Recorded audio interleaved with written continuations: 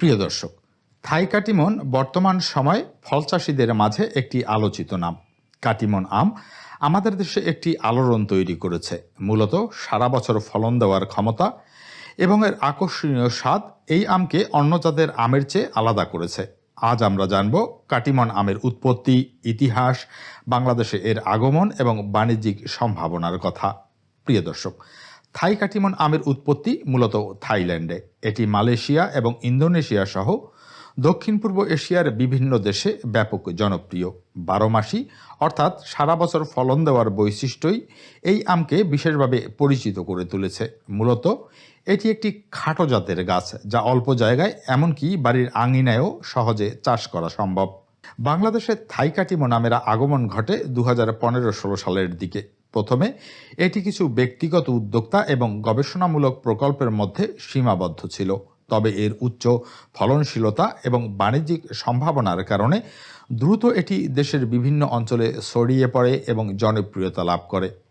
বাংলাদেশের গ্রীষ্মমণ্ডলীয় আবহাওয়ার সাথে কাটিমন বেশ ভালোভাবেই খাপ খাইয়ে নিয়েছে।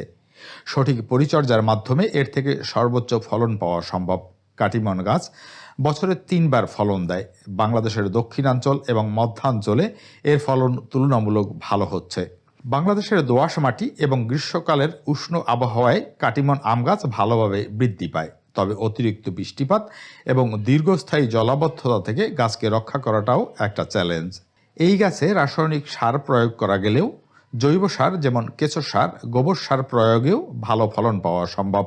থাই কাটিমন আম বাংলাদেশের কৃষিক্ষেত্রে একটি নতুন সম্ভাবনার দরজা খুলে দিয়েছে। এটির বাণিজ্যিক সম্ভাবনাও প্রবল। অসময়ে ফলন দেওয়ার ক্ষমতার কারণে এটি অন্যান্য আমের তুলনায় বেশি লাভজনক। অসময়ের আম হওয়ায় এর বাজার চাহিদা এবং দাম বেশি হয়ে থাকে। আন্তর্জাতিক বাজারে থাই কাটিমন আমের চাহিদা প্রচুর। সঠিক প্রক্রিয়াজাতকরণের মাধ্যমে এই আম রপ্তানি করাও সম্ভব।